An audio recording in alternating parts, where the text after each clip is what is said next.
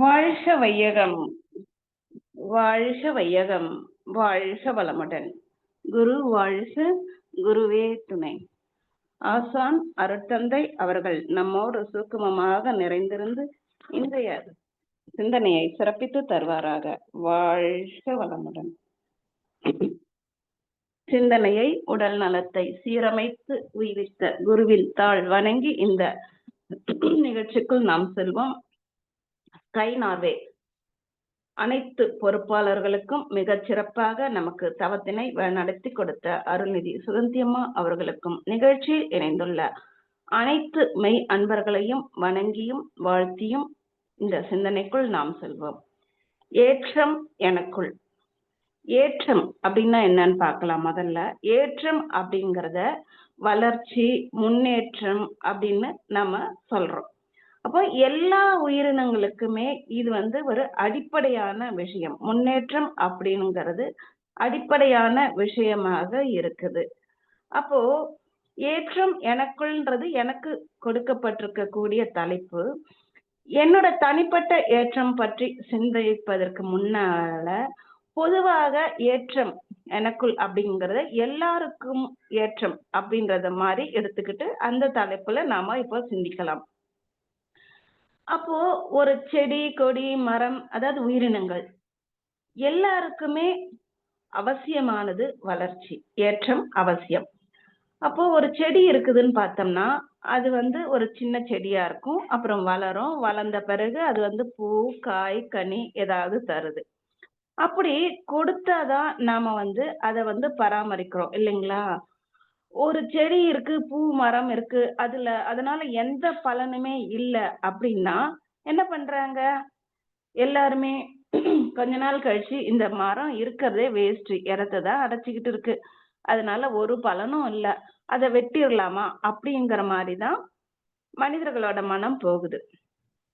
அப்போ ஒரு உயிரினம் இருக்குது அப்படின்னா அதனால அது வளர்ந்த பிறகு அதன் மூலமாக ஏதாவது ஒரு மாற்றம் கிடைக்கணும், மாற்றம் வரணும். மாற்றம் அது ஆக்கப்பூர்வமான மாற்றமா இருந்தா அதை பராமரிக்க ஆரம்பிக்கிறோம்.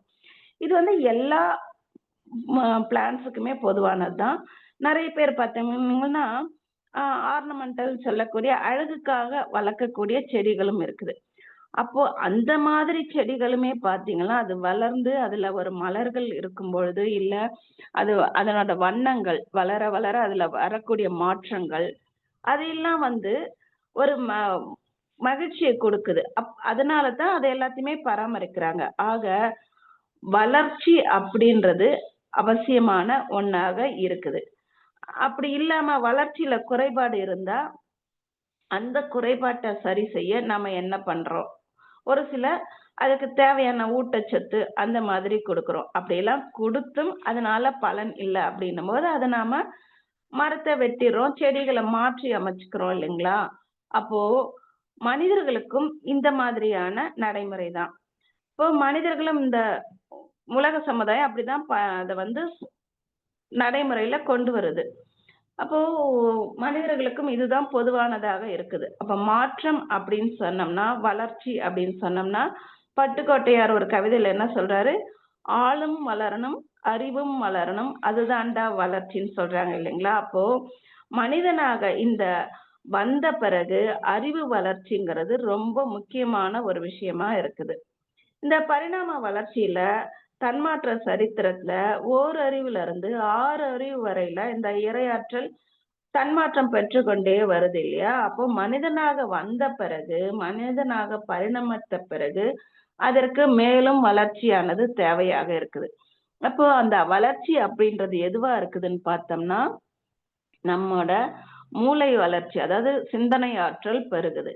அது ஆக்கப்பூர்வமான சிந்தனை ஆற்றலா இருக்கும் பொழுது அது நல்ல விளைவை கொடுக்குது. அந்த ஏற்றத்தை தான் நம்ம ஏற்றம்னு சொல்றோம். அப்போ இந்த ஏற்றம் எல்லாருக்குமே அவசியமான ஒண்ணாதான் இருக்குது. குழந்தையில இருந்தே பார்த்தோம்னா குழந்தை பருவத்துல இருக்கிற குழந்தைகள்ல கொஞ்சம் சுட்டியா இருக்க குழந்தைங்களை எல்லாருமே விரும்புறோம் இல்லைங்களா? நல்ல புத்திசாலியான குழந்தையா இருந்தா பாராட்டுறோம். அப்படி அப்புறம் வளர்ந்த பிறகும் அது அப்படித்தான். அந்தந்த பருவத்துல இருக்கிற புத்திசாலியான மக்கள் நன்றாக அவர்களுக்குன்னு ஒரு தனி இடத்தை பிடிக்கிறாங்க. ஒரு சிலருக்கு இந்த சாமர்த்தியம்ன்றது இயற்கையா வருது. ஆனா எல்லாருக்குமே அந்த வாய்ப்பு கிடைக்காது. அப்போ அறிவாற்றல் திறனை நல்ல முறையில பயன்படுத்தி முன்னேற வேண்டியதுன்றது அனைவருக்குமே அவசியமான ஒண்ணாவே இருக்குது. இந்த முன்னேற்றம், வளர்ச்சி அப்படிங்கிறது மனிதர்களுக்கு மட்டும் இல்ல, விலங்குகளுக்கு, உயிரினங்களுக்கு மட்டும் இல்லாம, நிறுவனங்கள், நாடுகளுக்குமே இது பொருந்தும். ஒரு நாடு எந்த அளவு ஒரு பொருளாதாரத்துல, பாதுகாப்புல, மக்களோட ஆரோக்கியத்துல, கல்வி அறிவு திறன் இதுல எல்லாத்தையும் முன்னேறி இருக்கிறோம். அதை வைத்துதான் நாடுகள்ல நாம என்ன சொல்றோம்? முன்னேறிய நாடுகள்னு சொல்றோம்.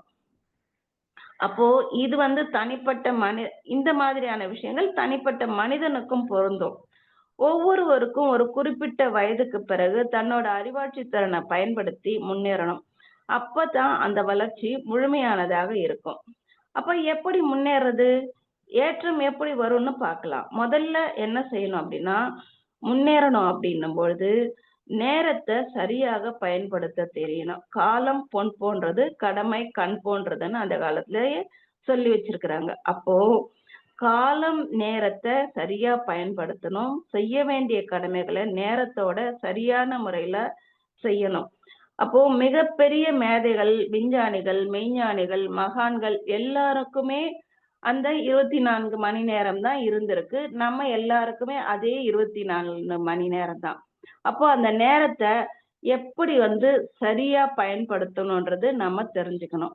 அதை தெரிந்துக்கிறதுக்கு என்ன பண்ணணும்? நம்மோட செயல்களை திட்டமிட்டு செயல்புரியணும். அப்ப திட்டமிட்டு புரிஞ்சு அதை கரெக்டா கடைபிடிக்கணும் அப்படின்னா அதற்கு என்ன வேணும்? மன உறுதின்றது கண்டிப்பா வேணும். திட்டமிட்டுலாம் ஒரு நாள் உட்காந்து சரி இன்னைக்கு நான் எனக்குள்ள மாற்றத்தை கொண்டாடுறேன், நான் முன்னேறணும் அப்படின்னு நினைச்சு உட்காந்து பிளான் போட்டுடலாம். ஆனா போட்ட பிளான் படி நாம அதை கடைபிடிக்கணும் இல்லையா? சரியா செய்யணும் இல்லையா? அதற்கு கண்டிப்பாக மன உறுதி வேண்டும். அப்படி கால நேரத்தை கரெக்டா கையாளுறாங்கன்னா அவங்களுக்கு நினைச்சதை சாதிக்கக்கூடிய வல்லமை கிடைக்கும். இத ஐயன் திருவள்ளுவர் அவர்களும் தன்னோட குரல்ல எப்படி சொல்றாரு அப்படின்னு பார்த்தோம்னா, ஞாலம் கருதினும் கைகூடும் காலம் கருதி இடத்தார் செய்யுன்னு சொல்றாரு. அப்போ உரிய காலத்துல இடத்தையும் ஆராய்ந்து அறிந்து செயல்படும் பொழுது உலகமே கூட கைக்குள்ள வருவதற்கான வாய்ப்பு இருக்குதுன்னு சொல்றாரு. அப்போ காலம்ன்றது எவ்வளவு முக்கியமானது. காலம் மட்டும் இல்லாம அந்த இடத்தார் செய்யணும்னு சொல்றாங்க. அப்போ திட்டமிடலும் திட்டமிட்டபடி சரியாக செய்யக்கூடிய மன உறுதியும் நமக்கு தேவை. அதை சரியாக செய்யும் பொழுது நாம எந்த நோக்கத்துல ஒரு செயலை ஆரம்பிக்கிறோமோ அந்த நோக்கத்தை அடைவதற்கான வாய்ப்பு நமக்கு கிடைக்குது. அப்போ இதெல்லாம் செய்வதற்கு மன உறுதி மட்டும் இருந்துட்டா பத்துமா அப்படின்னா கண்டிப்பா மனதுல தெளிவும் வேணும். நாம செய்யக்கூடிய செயல் சரியாக இருக்குதா அப்படின்ற தெளிவும் நமக்கு வேண்டும். அப்புறம் செய்து முடிக்கக்கூடிய திறனும் தேவை. இதெல்லாம் எப்படி அடையிறது? இதெல்லாம் அடையணும்னா மன ஓர்மை பயிற்சி அப்படின்னு சொல்லக்கூடிய தியானம், தவம் இதன் மூலம்தான் சாத்தியமாகும். அப்ப மன ஓர்மை பயிற்சியில நம்ம என்ன பண்றோம்? நம்மோட மன அலைச்சலை குறைத்து அந்த குறைந்த நிலையில மனதை நிறுத்தி செயல்படுவதற்காக முயற்சி செய்யறோம். இந்த பயிற்சிக்கு பேர் என்ன சொல்றோம்? அகத்தவம்னு சொல்றோம். இந்த அகத்தவம்ன்ற தியானத்தின் மூலமாக நமக்கு நம்மோட மதிநுட்பத்தை பெருக்கிக் கொள்வதற்கான வாய்ப்பு அதிகம். சுவாமிஜி சொல்றாங்க, உலக நிகழ்ச்சிகள் எல்லாத்துலயுமே மனம்ங்கிறது தான் ரொம்ப ரொம்ப முக்கியமான ஒரு விஷயம்.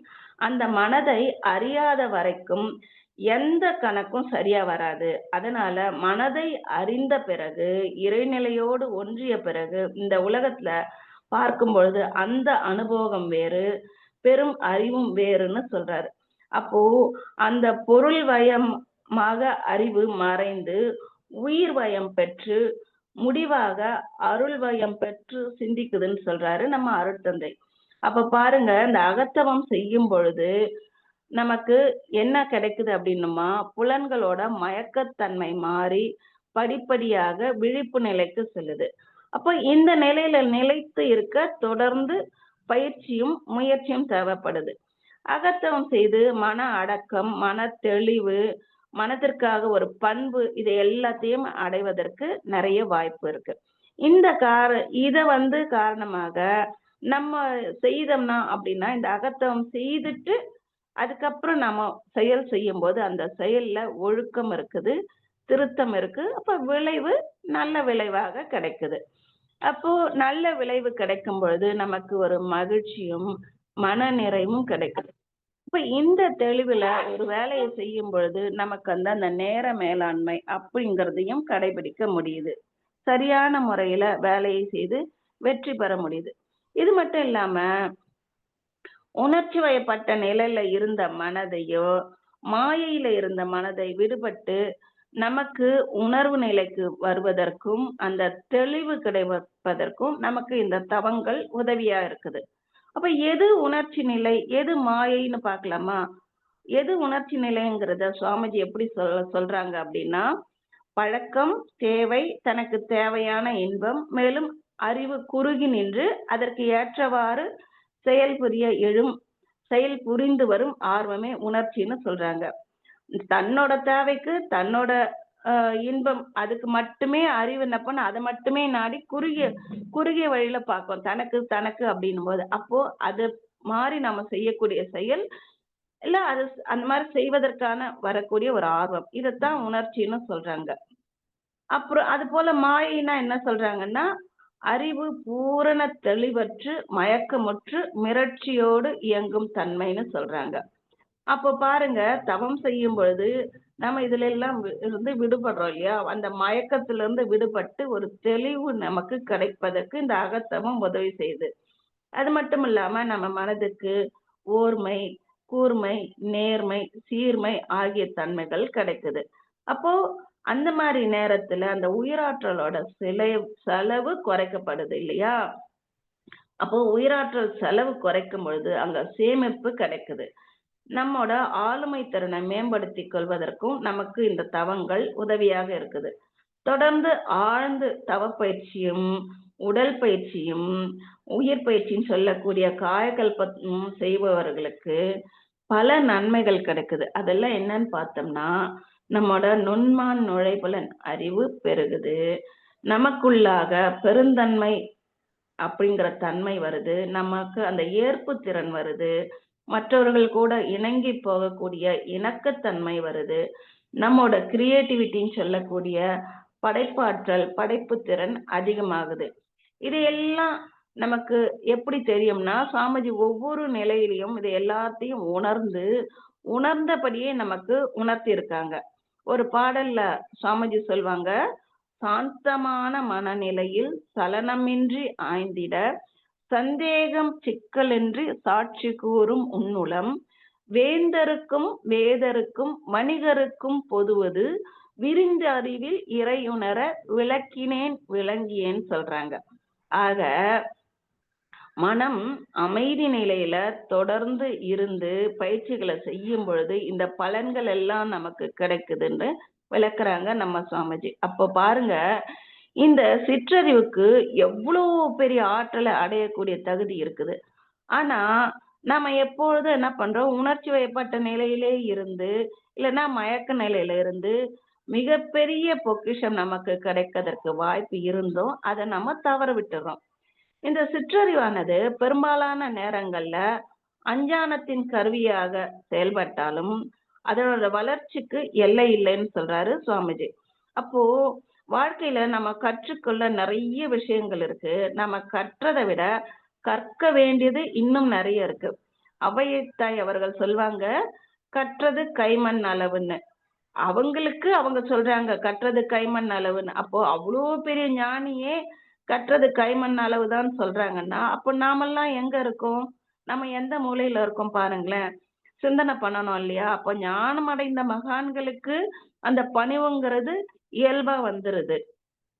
இயல்பா இருக்கிறத நாம அவர்களோட கவிதைகளைய படிக்கும்போது அவர்கள் கொடுத்திருக்க விளக்கங்கள்லாம் படிக்கும்போது நமக்கு புரிய வருது. ஆனா எதுவுமே தெரியாத சாதாரண மக்கள் தான் என்ன பண்றாங்க, மக்கள் ஒருத்தரோட ஒருத்தர் பேசும்போது நான் யார் தெரியுமா, ஒழுங்கா இருந்துக்கோ அப்படின்னு சொல்றாங்க. அப்போ பணிவு அப்படிங்கிறது எங்க போகுது? அப்போ பணிவுன்றது எப்ப கிடைக்குதுன்னு பார்த்தோம்னா, நமக்குள்ளாக ஒரு தெளிவு கிடைக்கும் பொழுது, நாமோட அறிவு என்னன்றது தெரிஞ்சுக்கும்போது, நம்ம மனம் அமைதி நிலையில இருக்கும் பொழுது தான், நாம இந்த விஷயங்கள் எல்லாம் தெரிஞ்சுக்கிறோம். அப்போ நமக்குள்ளாக இதெல்லாம் தெரிந்து கொள்ளும் பொழுது, பணிவும், தெளிவும் வர ஆரம்பிக்குது. கண்ணதாசன் அவர்கள் ஒரு பாடல்ல சொல்வாங்க, "பதவி வரும்பொழுது பணிவு வர வேண்டும், துணிவு வர வேண்டும் தோடான்னு" சொல்றாங்க. அப்போ மனதை நுண்ணிய நிலைக்கு நாம கொண்டு போகும் பொழுது, அ இயற்கையால இயற்கையாக நடைபெறக்கூடிய அந்த நுண்மை தன்மைகள அறியக்கூடிய வாய்ப்பு நமக்கு கிடைக்குது. அதனால தான் அந்த இயற்கையில நடைபெறக்கூடிய நுண்ணாற்றல் தன்மைகள அறியக்கூடிய வாய்ப்பு மனதுக்கு வருவதால, அதற்கு அறிவுன்னு சொல்றோம்ன்னு சொல்றாரு நம்ம அருட்தந்தை.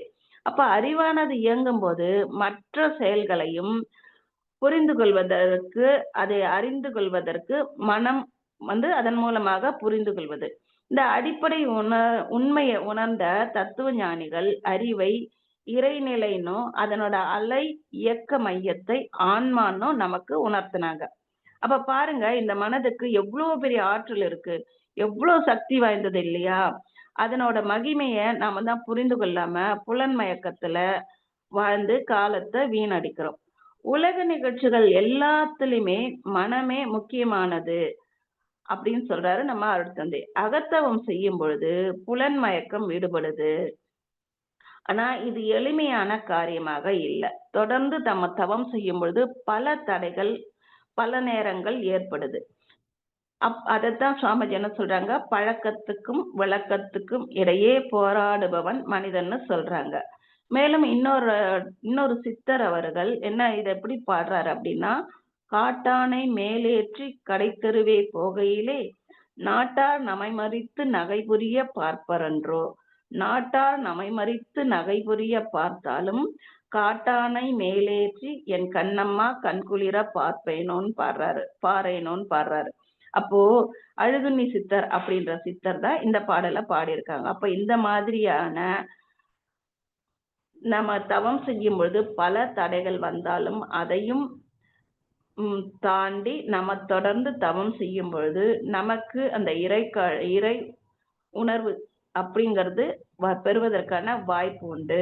அது இல்லனாலும் மன விரிவும், மன அமைதியும் கிடைக்குது. இந்த மாதிரி தெய்வீக ஆற்றல உணர்வதற்கான வாய்ப்புகள் நெறைய கிடைக்குது. அப்ப இந்த மாதிரியான கட்டுப்படுத்த முடியாத தெய்வீக ஆற்றல, மன அலைச்சலை குறைத்து அகத்தவம்ன்ற குண்டலினி யோகம் மூலமாக நம்ம உணர முடியும் அப்படிங்கிறதையும், தெய்வீகத்தை உணர முடியும்ன்றது நமக்கு நம்ம மகான்கள் உணர்த்தியிருக்காங்க. இந்த மாதிரியான பலன்கள் எல்லா மக்களுக்கும் கிடைக்கணுன்றதற்காக தான் சுவாமிஜி நம்ம இந்த பயிற்சி முறைகள குடுத்திருக்கிறாங்க. இத முறையா செய்து வரும்பொழுது, கண்டிப்பாக நமக்குள்ளாகவும் ஏற்றம் வருது. அன்றாட வாழ்க்கையில நமக்குள்ளாக ஏற்றம் வருவதற்கு தேவையான மாற்றங்கள் என்னென்னன்னு பார்த்தோம்னா, நம்மோட எதிர்பார்ப்ப நம்ம குறைச்சுக்கிறது. எதிர்பார்ப்பு யார்கிட்ட வேணும்னா, நம்ம கிட்டயே தான் நாம எதிர்பார்ப்ப வச்சுக்கணும். நேற்று நம்ம எந்த மாதிரியான வேலைகள் செய்தோம்? எவ்வளோ நேரத்துல செய்தோம்? நம்மோட சுய முன்னேற்றத்துக்கு நம்ம எவ்வளோ நேரம் ஒதுக்கணும்? அப்போ இன்னைக்கு அத விட இன்னும் அதிகமா நம்ம என்ன செய்ய முடியும்? அப்படிங்கிற மாரி எதிர்பார்ப்ப நமக்கு நாமே வைத்துக் கொள்ளும் பொழுது, நமக்குள்ளாக ஏற்றம் வரும். அதுக்கப்புறம் பார்த்தீங்கன்னா, சூழ்நிலைய புரிந்து கொள்ளணும். நம்மோட பலம் என்ன? பலவீனம் என்னன்றத தெரிஞ்சுக்கணும்.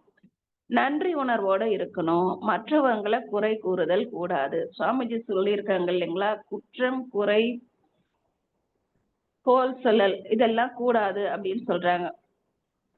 குற்றம், குறை, கோள் சொல்லல், வஞ்சம் 5ம் ஒழித்து, நற்செயல், நற்றவம், நற்புணர்வு, நலம் பிறர்க்கு செய்தகுதி, ஞான நெறி நாட்டம். இதுதான் வேணும்னு சொல்றாங்க. அப்ப இந்த குற்றம், குறை, பகை இதெல்லாம் கூடாது. அப்போ இதையெல்லாம் இல்லாம இருக்கணும்னா, அதற்கு நமக்கு ஆழ்ந்து நம்மை நாமே தவம் செய்து, நம்மை நாமே ஆராய்ச்சி செய்யக்கூடிய அந்த அகத்தாய்வு செய்யும் பொழுது, தேவையற்ற குணங்கள எல்லாம் நாம விடுத்து, நல்ல குணங்கள நம்ம நாடி செல்வதற்கு வாய்ப்புகளை நமக்கு அருட்தந்தை உருவாக்கி கொடுத்திருக்கிறாங்க. அப்போ நாம என்ன பண்ணலாம் அப்படின்னா, மனவளக்கலைக்கு வருவதற்கு முன்னாக நம்ம எப்படி இருந்தோம், மனவளக்கலைக்கு வந்த பிறகு நம்ம கிட்ட இருக்கக்கூடிய மாற்றங்கள் என்ன அப்படின்றத ஆராய்ச்சி பண்ணோம்னா, அப்போ ஏற்றம் எனக்குள் அப்படின்னு சொல்லிட்டு ஒவ்வொருவருமே என்னென்ன மாதிரியான ஏற்றங்கள் நமக்குள்ளாக வந்திருக்குது அப்படின்ற தெளிவு நமக்கு கிடைக்கும். அப்புறம் பார்த்தோம்னா பல நேரங்கள்ல தேவையில்லாம ஒரு சிலர் கேலி கிண்டல்லாம் பண்ணிட்டு இருப்பாங்க. அப்போ அதுல இது பண்ணாம நாம அதுல இருந்து விலகி நம்மோட நோக்கம் என்னமோ அதை நாடி நாம செல்லணும். இப்போ நிறைய பேர் பார்த்தோம்னா கேலி கிண்டல் பண்ணும்போது அதனால மனசோர்வு அடைவாங்க. நான் எவ்வளவு இது பண்றேன் இருந்தாலும் இப்படி எல்லாம் பேசுறாங்களே அப்படின்னு. அதுல எல்லாம் மனசோர்வு அடையாம தன்னோட நோக்கம் ஒண்ணுதான் முக்கியம் சொல்லிட்டு அந்த நோக்கத்தை அடைந்தவர்களை அப்புறம் இந்த உலகம் கொண்டாடுது. அந்த மாதிரி இன்றும் நம்ம கொண்டாடி கொண்டிருக்கக்கூடிய நபர் தான் நமக்கு எல்லாம் தெரிந்த ஒருவர் ஆப்ரஹாம் லிங்கன் அவர்கள். அப்போ ஆப்ரஹாம் லிங்கன் அவர்களை பத்தி நிறைய விஷயங்கள் எல்லாருக்குமே தெரியும். அவர் ஒரு சாதாரண ஏழை குடும்பத்துல ஒரு எளிய செருப்பு தைக்கும் தொழிலாளி அவர்களோட மகனா பிறந்தாங்க. அதனால அவங்க அந்த அமெரிக்கா நாட்டோட ஜனாதிபதி ஆன பிறகுமே பாத்தீங்கன்னா அவரை ஒரு சில அந்த அந்த இதுல நாடாளுமன்றத்துல அவங்கள அசிங்கப்படுத்துறதுக்குன்னு ஒரு எம்பி அவரை சொல்வாராம், உங்க அப்பா தச்சு கொடுத்த காலனி இன்னும் ஷூவை தான் நான் என்ன போட்டுட்டு இருக்கேன் அப்படின்னு. அப்பவும் லிங்கன் அவர்கள் என்ன சொல்றாங்க, அந்த ஷூல இதுவரைக்கும் பாருங்க எவ்வளவு இன்னும் நீங்க பயன்படுத்துற அளவுக்கு அது எவ்வளவு தரமா எங்க அப்பா தயாரிச்சு கொடுத்திருக்காரு. அப்படி ஏதாவது அதுல குறை இருந்தாலும் கொடுங்க, நான் சரி பண்ணி கொடுக்குறேன் அப்படின்னு. அப்போ இவரை ஒரு தரக்குறைவா பேசணும்னு நினைச்சு சொன்ன வார்த்தையை கூட இவர் இப்படி பாசிட்டிவா கொண்டு போறாரு பாருங்க. அப்போ அந்த மன தெளிவு மன உறுதி இருக்கும் பொழுது எந்த கேலி கிண்டல் எல்லாம் தாண்டி நம்மோட முன்னேற்றத்தை நோக்கி நாம செல்ல முடியும்.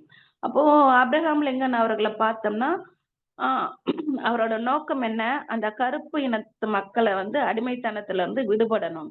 அதற்கு நாம வேற எந்த முறையில முயற்சி செய்தாலும் முடியாது. அந்த நாட்டோட ஜனாதிபதியா ஒரு கையெழுத்தின் மூலமாக அந்த அடிமைத்தனத்தை விடுவிக்க முடியும்னு அவங்க அந்த நோக்கத்தோட அவங்க அந்த ஜனாதிபதி ஆனாங்க. அதற்கு அவங்க பல முறை தேர்தல்ல நின்னு தோல்வி அடைந்தாங்க. ஆனாலும் அவங்க உயர்ந்த நோக்கம், அவங்களோட கடுமையான முயற்சி, அவங்க பிறகு ஜெயிச்சு அந்த நாட்டோட ஜனாதிபதியாகி அவங்களோட உயர்ந்த நோக்கத்தையும் அவங்க நிறைவேற்றினாங்க. கையெழுத்தாக அந்த அடிமைத்தனத்துல இருந்து மக்களை விடுவிச்சாங்க. அப்போ நோக்கம் உயர்ந்ததாக இருந்தா அதை சாதிக்க எத்தனை தடை வந்தாலும் அந்த தடைகளை எல்லாம் தாண்டி நோக்கத்தை அடைந்தவங்க இன்றும் சாகாவரம் பெற்றவர்களாக தான் இருக்கிறாங்க. இப்பவும் நம்மள மாதிரி பல பேர் ஆப்ரஹாம் லிங்கன் அவர்களை நினைவு கூர்ந்துகிட்டு தான் இருக்கிறாங்க இல்லைங்களா? அந்த மாதிரி பார்க்கும்போது சமகாலத்துல வாழ்ந்த இன்னொருத்தர் நம்ம எல்லாருக்குமே தெரிந்த ஸ்டீவ் ஜாப்ஸ் அவர்களும். அவர்கள் பார்த்தோம்னா தன்னோட அறிவாற்றலாறுல மிக உயர்ந்த நிலைக்கு சென்றாங்க. ஒரு கம்பெனி ஆரம்பிச்சாங்க. அந்த கம்பெனி ஆரம்பிச்சு அவங்களே தான் இன்னும் ஒரு சில நபர்களை உள்ள சேர்த்தாங்க. ஆனா சேர்ந்த பிறகு என்ன பண்ணாங்க, அந்த நபர்கள் எல்லாம் ஒன்னா சேர்ந்துகிட்டு ஸ்டீவ் ஜாப்ஸ் அவர்களை அந்த கம்பெனியை விட்டு விரட்டிட்டாங்க. இவங்க மனம் சோர்வடையாம பரவாயில்ல அப்படின்னு சொல்லிட்டு இவர் வேற ஒரு கம்பெனி ஆரம்பிச்சு அதுல வெற்றி காண்றாரு. முதல்ல ஆரம்பிச்ச கம்பெனியை இவரை வெளியில அனுப்பினாலும் அவங்களால தொடர்ந்து அந்த கம்பெனியை நடத்த முடியாத நிலை. பிறகு அவங்களே போயிட்டு ஸ்டீவ் ஜாப்ஸ திரும்ப வாங்க அப்படின்னு, இந்த கம்பெனிக்கு வாங்க அப்படின்னு அவரை அழைத்து அவருக்கு அந்த பொறுப்பை கொடுத்தாங்க. அப்ப பாருங்க, நம்மோட உழைப்பும் நம்மோட நோக்கமும் நம்மோட மன தெளிவும் மன உறுதியும் இருந்ததுன்னா அவங்க எல்லாருக்குமே, அப்படிப்பட்ட மக்கள் எல்லாருக்குமே ஒரு தனி மரியாதை இருக்குது. அப்போ அந்த மாதிரியான மரியாதை கிடைப்பதற்கு அந்த அறிவு சரியான முறையில செயல்படணும். அப்போ அதத்தான் அந்த அறிவு சரியான முறையில செயல்படும் பொழுது அது முழுமை அடையுது. அதத்தான் சுவாமிஜி எப்படி சொல்றாங்க, அறிவு முழுமை அது முக்தின்னு சொல்றாங்க. இப்போ நம்ம பேரு 2 பேரு நம்ம எடுத்துக்கிட்டோம் இல்லைங்களா? நமக்கு நம்ம மகான்கள் எல்லாருக்குமே நம்ம இன்றைக்கும் நம்ம எல்லா இதுவும் நினைவு கூர்றோம். அவங்களோட வழி நடத்தல நம்ம ஃபாலோ பண்றோம். ஆனா, அந்த மகான்கள் நிலைக்கு இல்லாம சாதாரண மக்கள் நிலையில இருந்தே நல்ல வழி குடுத்த உயர்ந்த நிலைகளை அடைந்தவர்கள நாம இன்னைக்கும் நினைவு கூர்றோம். அவங்களும் சாகாவரம் பெற்றவர்களாக தான் வாழ்ந்து கொண்டு இருக்கிறாங்க. அப்ப இந்த மாதிரி திட்டமிட்டு இலக்கை நிர்ணயித்து செயல்படும் பொழுது, நமக்கு உயர்வு நிச்சயமாக கிடைக்குது. அப்போ அதுக்கு என்ன வேணும்? தொடர்ந்து கற்றுக்கொண்டே இருக்கணும். ஒவ்வொரு நாளும் வாழ்க்கை நமக்கு நெறைய விஷயங்கள கத்துக் குடுத்துட்டு தான் இருக்குது. அத கத்துக்கிட்டு நம்ம நமக்கு பணிவும் தேவைப்படும்போது, தேவையான இடத்துல மட்டும் துணிவ வெளிப்படுத்தணும். அது மட்டும் இல்லாம, நமக்கு நன்றி உணர்வும், நேர்மறை எண்ணங்களும் அதிகமா கிடைப்பதற்கு இந்த பயிற்சிகள் நமக்கு உதவி செய்யுது. அப்ப ஏற்றம் எனக்குள் அப்படின்றது என்னோட தலைப்பு இல்லைங்களா? எனக்கு கொடுக்கப்பட்ட தலைப்பு. அப்போ பொதுவா நெறைய விஷயங்கள பார்த்தோம்.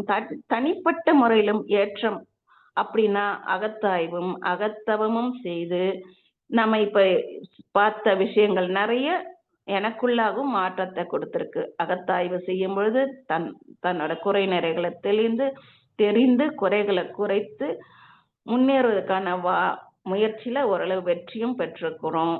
அது மட்டும் இல்லாம உள்ளதை உணர்தல்ன்றத கடைபிடித்துக்கிட்டு வர்றதால, மனது எப்பவுமே அந்த சஞ்சல நிலை இல்லாம பெரும்பாலான நேரங்கள்ல அமைதியாக வைத்துக் கொள்ளக்கூடிய தெளிவு கிடைக்குது. அப்போ சாமிஜி கூறிய அந்த அறிவு எது அறிவுன்னும், அறிவை தாண்டி சாமிஜி நமக்கு ஞானமும் குடுத்திருக்காங்க. அறிவை அறிந்து கொள்ளும் தெளிவே ஞானம்னு சொல்லியிருக்காங்க இல்லையா? அப்ப அந்த அறிவு, ஞானம் இதெல்லாம் தெரிந்து கொண்டு வாழும்போது நமக்கு என்ன பலன் கிடைக்குது அப்படின்னா, சாமிஜியே அதையும் சொல்லிட்டாங்க. மானம், மரியாதை, உடல் ஒழுக்கம் காத்து மனிதராய் வாழும் பண்பு நமக்கு கிடைக்குதுன்னு சொல்றாங்க. ஆக இந்த மாதிரி நம்ம பயிற்சிகள தொடர்ந்து கடைபிடிக்கும் பொழுது, நமக்குள்ளாக என்ன ஏற்றம் ஏற்படுது அப்படின்னா, இந்த மானம், மரியாதை, உடல் ஒழுக்கம் காத்து மனிதராய் வாழக்கூடிய பண்பை நமக்கு இந்த பயிற்சிகள் கிடைக்குது. இந்த மாதிரியான ஏற்றத்தை எனக்குள் வருவதற்கு உதவியாக இருந்த நம் அருட்தந்தை அவர்களுக்கு என்றென்றும் நன்றி கடன் நாம் பட்டிருக்கிறோம். இந்த வாய்ப்பை நமக்கு கொடுத்த அனைத்து நல்லுள்ளங்களுக்கும் நன்றிகளை கூறிக்கொண்டு என்னுடைய சிந்தனைகளை நிறைவு செய்து கொள்கிறேன். நன்றி. வாழ்க வளமுடன், வாழ்க வளமுடன், வாழ்க வளமுடன்.